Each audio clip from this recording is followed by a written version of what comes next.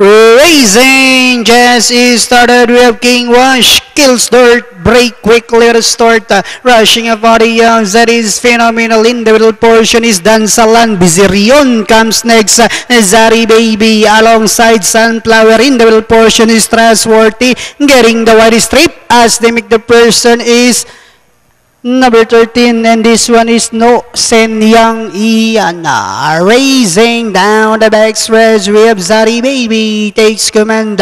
Power link, and he have King Wash, kills dirt, is right behind in second. Bizirion alongside Phenomenal comes next, then followed by Dansalan, Sunflower, No Senyang Iana, then followed now by Trustworthy, running by the release Avalicious, then followed now by Mrs. Field. And on the fourth turn, we have Zari Baby, King Wash, kills dirt, now moving a party outside. Bizirion, Dansalan, likewise arriving at the scene, moving a party outside is No Senyang Iana. Phenomenal comes next, and they are now entering the home stretch. It's on anybody's chance.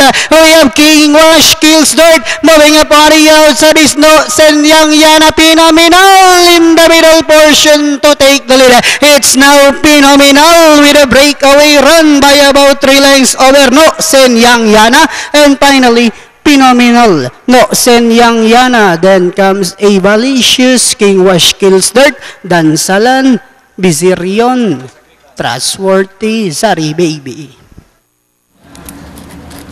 Para po dito sa ating unang karera, ang ating unofficial winner, the favorite, Phenomenal, with rider JPA Guse. Mas segundo, yung second favorite na rin, 13 horse, No Senyang Iana. 4, Avalicious, 1, King Wash, kills dirt. Papasok din sa is natin Dansalan. Tas 4A para naman sa inyong Super 6, 8, Zari Baby.